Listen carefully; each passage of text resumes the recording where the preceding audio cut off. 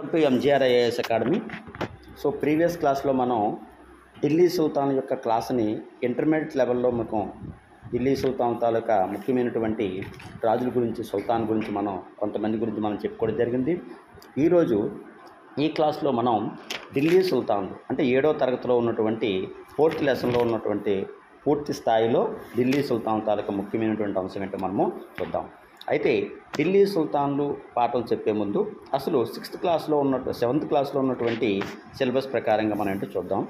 So dear aspirants, ఎవరైనా DSC school assistant social స్టడీస్లో prepare అవుతున్నటువంటి టెట్కమ్ డిఎస్సిలో ఈ యొక్క ఇన్ఫర్మేషన్ చాలా వరకు మీకు ఉపయోగపడుతుంది. కనుక మీ యొక్క ఫ్రెండ్స్ కూడా షేర్ చేసి ఒక వాల్యుబుల్ అయినటువంటి ఇన్ఫర్మేషన్ని వాళ్ళకి కూడా మీరు పంచుమలు అవుతారు. So let's come to point, మనం క్లాస్లోకి వెళ్దాం. ఇంతకీ చరిత్ర అనగా ఏంటి? చరిత్ర అంటే ఏమిటంటే, చరిత్ర అంటేనే మనం గతాన్ని అధ్యయనం చేయటం. అంటే వివిధ కాలాల్లోని ప్రజల యొక్క వారి యొక్క సామాజిక జీవనాన్ని, నియమ నిబంధనలను, సంస్కృతి సాంప్రదాయాలను ప్రాచీన కాలం నుండి నేటి వరకు తెలియజేసే అంశాన్ని మనం ఏమంటామండి? చరిత్ర అంటారు. ఇది కూడా చాలా ముఖ్యంగా మనం చెప్తాం. ఇక చరిత్రని మనం 3 కాలాలుగా విభజించవచ్చు. ఒకటి ప్రాచీన చరిత్ర, మధ్యయుగ చరిత్ర, ఆధునిక చరిత్ర. ప్రాచీన చరిత్రని మనం 8వ శతాబ్దం వరకు ఉన్నటువంటి కాలాన్ని మనం ప్రాచీన చరిత్ర అంటాం. 8వ శతాబ్దం నుంచి 18వ శతాబ్దం ఉన్నటువంటి కాలాన్ని మనం మధ్యయుగ చరిత్ర అంటాం. అదేవిధంగా 18వ శతాబ్దం నుంచి నేటి వరకు ఉన్నటువంటి ప్రస్తుత కాలం వరకు ఉన్న కాలాన్ని మనం ఏమంటాం? ఆధునిక చరిత్ర మనం అంటాం. ఇంతకీ మనం చరిత్ర ఎందుకు చదవాలి? ఎందుకు చదవాలంటే పురాతన కాలంలో జరిగిన విజయాలు, పురాతన కాలంలో జరిగినటువంటి అంశాలు ఈనాటి కాలానికి మనం కొంత మనకి చాలా వరకు ఒక ఇన్స్పిరేషన్గా, అంటే మెరుగైన పద్ధతిలో గతాన్ని అధ్యయనం చేయడానికి, దాని ద్వారా మంచి మనకి పౌరసత్వం కోసం చరిత్ర అనేది చదవాలి. అయితే చరిత్ర గల ఆధారాలు 2 ఆధారాలు. సో పురావస్తు శాస్త్రవేత్తల ద్వారా తెలిపిన ఆధారాన్ని మనం, లిఖితమైన ఆధారాలు లేనటువంటి దాన్ని మనం పురావస్తు ఆధారాలు అంటాం. వాంగ్మయ ఆధారాలు, దీన్ని మనం లిఖితపూర్వకంగా వచ్చే ఆధారాలు. పురావస్తు ఆధారాలు. పురావస్తు ఆధారాలు అంటే ఏమొస్తాయి? నాణ్యాలు, కట్టడాలు, కళాఖండాలు, శాసనాలు. కళాఖండాలు అంటే ఏమొస్తాయి? వారి యొక్క పాత్రలు, ప్రాచీన కాలంలో ఉపయోగించిన బొమ్మలు, వస్తువులు, ఆభరణాలు. మరి శాసనాలు అంటే ఏమొస్తాయి? రాతి శాసనాలు, దేవాలయాలకు సంబంధించిన శాసనాలు. కట్టడాలు అంటే ఏమొస్తాయంటే, ఉదాహరణకి విజయనగర సామ్రాజ్యం కాలంలో, వంశకాలంలో ప్రతిష్ఠగాంచినటువంటి నిర్మించినటువంటి కట్టడం హంపి. అలాగే కోటల్లో ముఖ్యమైనది కొండపల్లి. దేవాలయాల్లో మరి ఆంధ్రప్రదేశ్లో ప్రసిద్ధిగాంచినటువంటి దేవాలయం తిరుపతి. స్తూపాల్లో ఆంధ్రప్రదేశ్లో అమరావతి. మఠాల్లో తబాంగు. ఇవి కట్టడాలు. అదేవిధంగా వాంగ్మయ ఆధారాలు అంటే ఏమొస్తాయంటే ఇతిహాసాలు, పద్యాలు అని. అలాగే స్వదేశీ రచనలు, విదేశీ రచనలు. ఇది ఢిల్లీ సుల్తాన్లో 7th క్లాస్లో ఉన్నటువంటి ఇంట్రడక్షన్ తాలూకా అంశం అండి. ఇప్పుడు మనం ఢిల్లీ సుల్తాన్లు ముఖ్యమైనటువంటి పాలకులు, పాలన అనేది మనము చూద్దాం. ఢిల్లీ సుల్తాన్లు. సో ఢిల్లీ సుల్తాన్లు అనేవాళ్ళు 13వ శతాబ్దం నుంచి 16వ శతాబ్దం మధ్య కాలం వరకు ఢిల్లీ సుల్తాన్లు అనేవారు పరిపాలించడం జరిగింది. రాజధాని ఢిల్లీ. సో దీనికి ఢిలికా లేదా ఢిలికాపురం అనే పేరండి. ఢిలికా లేదా ఢిలికాపురం అని పేరు. ఈ ఢిల్లీ నగరాన్ని నిర్మించింది ఎవరంటే తోమార్ వంశ రాజపుత్రులు. అయితే వీరి కాలంలో ఢిల్లీ అనేది ప్రముఖ వాణిజ్య కేంద్రంగా ఉండడం జరిగింది. ఈ రాజపుత్రులను ఓడించి ఎవరు ఈ ఢిల్లీని స్వాధీనం చేసుకున్నారంటే చౌహాన్లు.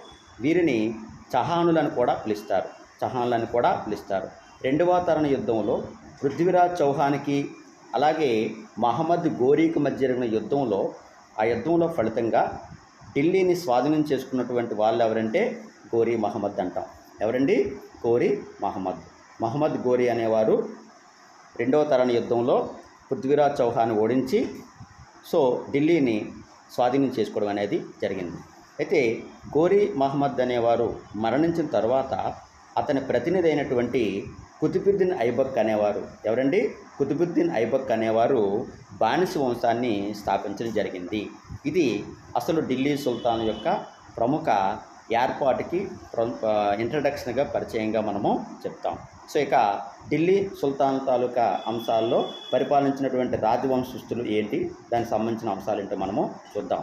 అయితే ఢిల్లీని భారతదేశంలో ఢిల్లీ సుల్తాన్లు అనేవారు ఎలా రావటం జరిగిందని మనం చెప్పుకున్నాం. అదేవిధంగా సో ఢిల్లీ సుల్తాన్లు అనేవాళ్ళు మొత్తం ఎన్ని వంశాలుగా భారతదేశాన్ని పరిపాలించడం జరిగిందంటే 5 వంశస్థులండి. అందులో మమ్లుక్ డైనెస్టీ అంటాం, మమ్లుక్ వంశం. దీన్ని మనం బానిస వంశం అని మనం చెప్తాం. ఇది 1206 నుంచి 1219 అండి, 1290 అండి, 1290 మీ టెక్స్ట్ బుక్లు ఉన్న ప్రకారంగా చెప్తున్నానండి. తర్వాత ఖిల్జీ వంశం, ఖిల్జీ వంశం తర్వాత తుగ్లక్ వంశం, తుగ్లక్ వంశం తర్వాత సయ్యద్ వంశం, సయ్యద్ వంశం తర్వాత లోడీ వంశం. సో ముందుగా మనం చెప్పుకునే వంశం ఏదంటే, బానిస వంశం అంటామండి. బానిస వంశం, దీన్నే మనం మమ్లుక్ వంశం అని కూడా మనం చెప్తాం. 1206 నుంచి 1290 వరకు క్రీస్తు పరిపాలించడం జరిగింది. సో దీన్ని స్థాపించింది ఎవరు?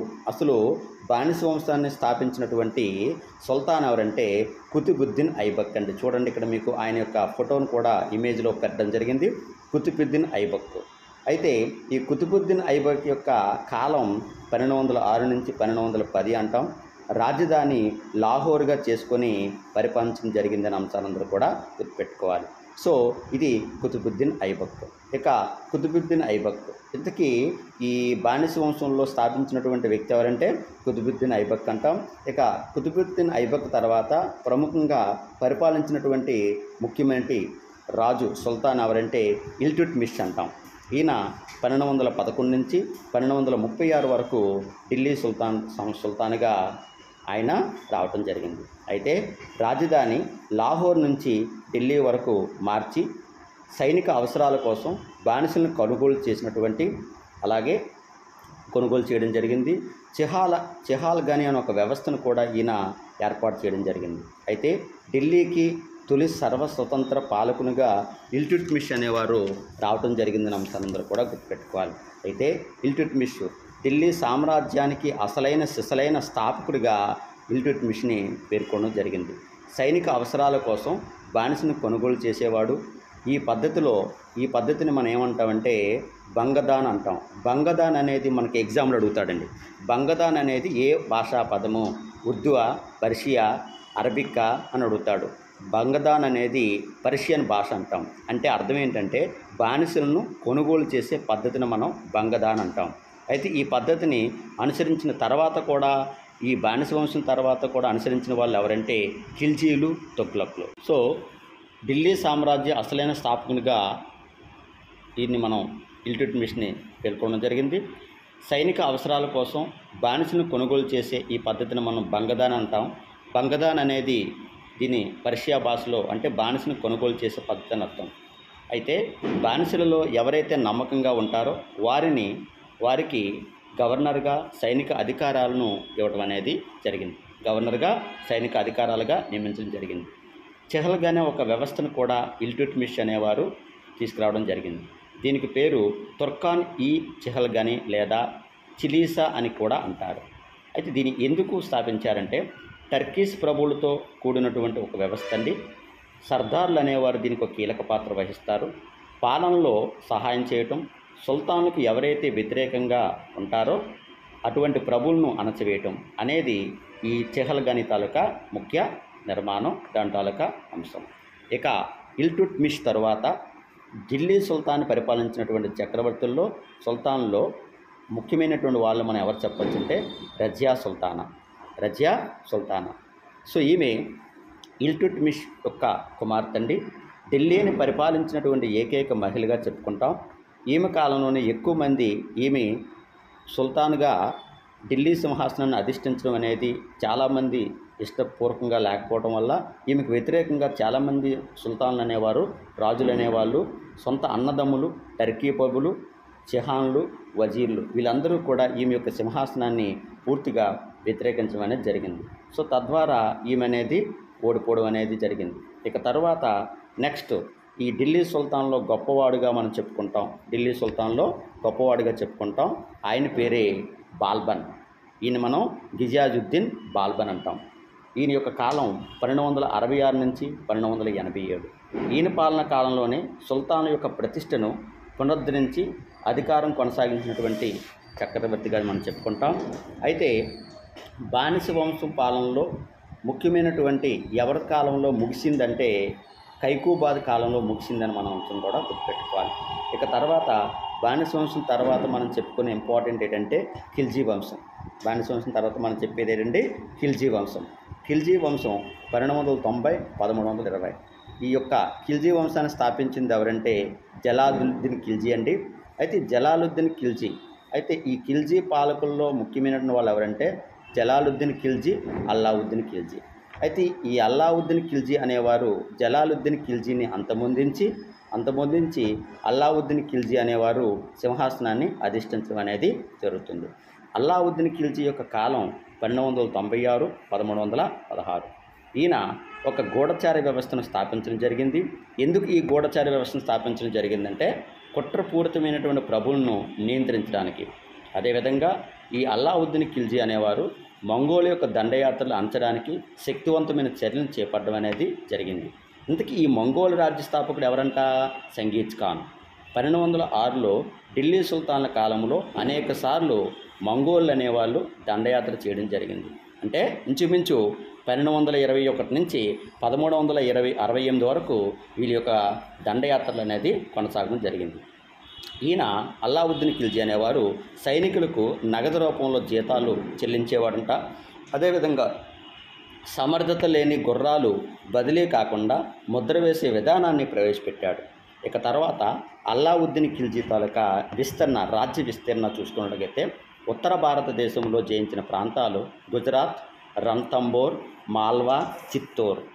మరొకసారి చూడండి, ఉత్తర భారతదేశంలో అల్లావుద్దీన్ ఖిల్జీ జయించిన ప్రాంతాలు గుజరాత్, రణతంబోర్, మాల్వా, చిత్తూర్. చిత్తూరు కోటను ఎక్కువ కాలం నిలుపుకోలేకపోయారు. కారణం ఏంటంటే 1316లో సిసోడియా అనేవాళ్ళు తిరుగుబాటు అనేది చేయడం ద్వారా. అయితే అల్లావుద్దీన్ ఖిల్జీ మరణం తర్వాత 1316లో సిసోడియా అనేవారు తిరిగి ఆక్రమించుకోవడం అనేది జరిగింది. ఇక తర్వాత ఈ అల్లావుద్దీన్ ఖిల్జీ అనేవారు మాలిక్ కాఫర్ అనే ఒక వ్యక్తిని నియమించి ఈయనని మాలిక్ కాఫర్ను దక్షిణ భారత దండయాత్రకు పంపుతాడు అల్లావుద్దీన్ ఖిల్జీ. ఢిల్లీ నుండి 1299లో గుజరాత్ వరకు, అలాగే 1303లో చిత్తూర్, 1301లో రణతంబోర్, కారా నుండి 1296లో దేవగిరి మీదుగా దాడి చేయడం అనేది జరిగింది. అయితే దేవగిరి నుండి వరంగల్ మీద 1311లో దాడి చేసి 1302, 1303లో ఢిల్లీ నుండి వరంగల్ వరకు కూడా ఈయన ఆక్రమించడం అనేది జరిగింది.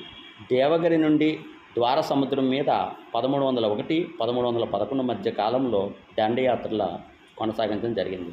అయితే 1311లో మదురై మీద దండయాత్ర చేసి మొత్తానికి అల్లావుద్దీన్ ఖిల్జీ అనేవారు ఆక్రమించుకున్నటువంటి దక్షిణ భారతదేశం ప్రాంతాలుగా మనము చెప్తాం. ఇక చివరిగా ఖిల్జీ చివరి పాలకుడిగా చెప్పుకుంటాం. ఆయన పేరు ఖుస్రూ. ఎవరండి? ఖుస్రూ. ఇక ఖిల్జీ తర్వాత వచ్చినటువంటి వంశం ఏదంటే మనం చెప్పుకుంటాం, అదే తుగ్లక్ వంశం అంటాం. ఏదండి? తుగ్లక్ వంశం. తుగ్లక్ వంశం యొక్క కాలం ఎంత? 1320 1414. స్థాపకుడు ఖుస్రూ. అయితే ఈ ఖుస్రూ పాలన అంతం చేసి గియాజుద్దీన్ తుగ్లక్ అనేవారు. అసలు తుగ్లక్ వంశం ఎలా స్థాపించారనేది చూడండి. అయితే ఈ ఖిల్జీలో చివరి పాలకుడు ఎవరు? ఖుస్రూ అండి. ఖుస్రూ పాలన అంతం చేసి గియాజుద్దీన్ తుగ్లక్ అనేవాళ్ళు అంతం చేసి తుగ్లక్ అనే ఒక వంశాన్ని స్థాపించడం అనేది జరుగుతుంది. అయితే ఈ తుగ్లక్ వంశంలో ముఖ్య పాలకుడు ఎవరంటే మహమ్మద్ బిన్ తుగ్లక్, అలాగే గియాజుద్దీన్ తుగ్లక్, అలాగే మహమ్మద్ బిన్ తుగ్లక్. వీళ్ళు తుగ్లక్ వంశంలో ముఖ్యమైనటువంటి పాలకులు. అయితే మహమ్మద్ బిన్ తుగ్లక్ 1324 1351 గొప్ప విద్వాంసుడే కాకుండా వింతైనటువంటి పాలకుడు. ఎందుకంటే ఈయన యొక్క ప్రావీణ్యం తత్వశాస్త్రాన్ని అధ్యయనం చేశాడు, ఖగోళ శాస్త్రాన్ని అధ్యయనం చేశాడు, గణిత శాస్త్రాన్ని కూడా అధ్యయనం చేశాడు. ఇలా అన్ని రంగాల్లో కూడా తన ప్రావీణ్యాన్ని చాటి చెప్పుకున్నటువంటి తుగ్లక్ వంశాల్లో గొప్పవాడు, ముఖ్యమైనవాడు, విద్వాంసుడిగా చెప్పుకుంటాం. ఆయన పేరే మహమ్మద్ బిన్ తుగ్లక్. అయితే ఈయన రాజధాని ఢిల్లీ నుండి దేవగిరికి మార్చినటువంటి ఢిల్లీ సుల్తాన్ ఎవరిని అడుగుతాడండి? ఆయన పేరే మహమ్మద్ బిన్ తుగ్లక్. దేవగిరిని మనం దౌలతాబాద్ అని కూడా పిలుస్తాం. ఈయన మహమ్మద్ బిన్ తుగ్లక్ ప్రవేశపెట్టిన నాణ్యం పేరుని అడుగుతాడు. రాగి నాణ్యాన్ని ప్రవేశపెట్టాడు. రాగి నాణ్యం ప్రవేశపెట్టినటువంటి ఢిల్లీ చక్రవర్తి సుల్తాన్ ఎవరంటే మహమ్మద్ బిన్ తుగ్లక్. ఇక తర్వాత ముఖ్యంగా మనం ఇంపార్టెంట్ ఏంటంటే తైమూర్ దండయాత్ర అంటాం. ఏంటండి తైమూర్ దండయాత్ర. తైమూర్ దండయాత్ర క్రీస్తు శకం 1398లో ఢిల్లీని స్వాధీనం చేసుకునేంత వరకు తీవ్రంగా దోచుకొని, అంటే స్వాధీనం చేసుకోవడమే కాకుండా తీవ్రంగా దోచుకొని ఢిల్లీని పూర్తి స్థాయిలో ధ్వంసం చేసి ఆ దేశ సంపదనంతా కూడా తరలించినటువంటి అంశం అనేది చేయడం జరిగింది. అయితే ఈ తైమూర్ దండయాత్రలో భాగంగా 1398లో ఢిల్లీని స్వాధీనం చేసుకోవడమే కాకుండా తీవ్రంగా దోచుకొని దేశ సంపదనంతా కూడా మరలించడం జరిగింది. మరలా ఢిల్లీని పునరుద్ధరించడానికి 100 సంవత్సరాలు పట్టిందండి. 100 సంవత్సరాలు పట్టిందని అంశాన్ని అందరూ కూడా గుర్తుపెట్టుకోవాలి. ఇక ఫిరోజ్ షా తుగ్లక్ 1351 1388 1351 ఇక తర్వాత వచ్చే వంశం ఏదంటే సయ్యద్ వంశం అంటామండి. తర్వాత వచ్చే వంశం ఏదండి సయ్యద్ వంశం. సయ్యద్ వంశంగా మనం చెప్పుకుంటాం. అయితే సయ్యద్ వంశం 1414 1451 స్థాపించింది ఎవరంటే కిజర్ ఖాన్ 1414 1421. ఇందులో మనకు ముఖ్యమైన పాలకులు ముబారక్ షా, మహమ్మద్ షా, ఆలం షా. అయితే ముబారక్ షా రాజ్యాన్ని విస్తరణ చేయాలని అనుకుంటాడు. అయితే చాలా ప్రయత్నాలు చేసి విఫలం అవడం జరుగుతుంది. అయితే ఈ చివరి పాలకుడు సయ్యద్ వంశంలో చివరి పాలకుడు ఎవరు ఆలం షా. ఆలం షా తర్వాత వచ్చినటువంటి వంశం ఏదంటే లోడీ వంశం. చివరి వంశం ఏదండి లోడీ వంశం. ఢిల్లీ సుల్తాన్లో చివరి వంశం లోడీ వంశం. అయితే బహ్లాల్ లోడీ అనేవాళ్ళు ఈ సయ్యద్ వంశం చివరి పాలకుడైనటువంటి ఆలం షాని ఓడించి లోడీ వంశాన్ని స్థాపించడం జరుగుతుంది. సికందర్ లోడీ ఈయన 2వ సుల్తాన్. రాజ్యాన్ని సుస్థిరం పరిచేందుకు ఎన్నో చర్యలు తీసుకున్న ప్రయత్నం లేక ఈ విఫలం అవడం అనేది జరుగుతుంది. ఇక సయ్యద్ తర్వాత వచ్చేవారు సయ్యద్. ఈయన అసమర్థ పాలకుడండి. ఇతని అసమర్థత అసహనం వల్ల లోడీ వంశం అనేది పూర్తిగా పతనం అవటం అనేది జరిగింది. ఇక నెక్స్ట్ ముఖ్య పాలకుడిగా చెప్పుకుంటాం. ఆయన పేరు బహ్లాల్ లోడీ 1451 1489. ఇక తర్వాత వచ్చినటువంటి వాళ్ళు ఎవరంటే ఇబ్రహీం లోడీ 1517 1526. సో ఢిల్లీ సుల్తాన్లో చివరి పాలకుడు, లోడీ వంశంలో చివరివాడు. ఈయన బాబర్ చేతిలో ఓడిపోవడం అనేది జరుగుతుంది. ఈ బాబర్ అనేవారు ఎవరు? మొఘల్ పాలకుడు. 1526లో మొదటి పానిపట్ యుద్ధంలో ఇబ్రహీం లోడీని ఓడించి మొఘల సామ్రాజ్యాన్ని స్థాపిస్తాడు. మొఘల సామ్రాజ్య త్రివర్ణ పతాకాన్ని ఎగరవేసినటువంటి పాలకుడు ఎవరంటే మొఘల్ పాలకుడిగా చెప్పుకుంటాం. ఆయన పేరే బాబర్గా మనం చెప్పుకుంటాం. ఇక లోడీ పాలనతో పూర్తిగా ఏ వంశం అనేది ఏ పాలన అనేది అంతమవడం జరుగుతుందంటే ఢిల్లీ సుల్తాన్ల పాలన అనేది అంతమవడం అనేది జరుగుతుంది. ఇది ఫ్రెండ్స్ ఈరోజు మనం చెప్పుకున్నటువంటి ఢిల్లీ సుల్తాన్ 7th క్లాస్లో ఉన్నటువంటి లెసన్ అండి. తర్వాత వీళ్ళ యొక్క రాజకీయ, సాంఘిక, ఆర్థిక జీవిత విషయాల గురించి నెక్స్ట్ వీడియోలో మీకు చెప్పడం జరుగుతుందండి. ఈ యొక్క ఎక్స్ప్లెనేషన్ నచ్చినట్లయితే షేర్ చేసి లైక్ చేయడం మర్చిపోవద్దండి. So thank you so much. జై హింద్.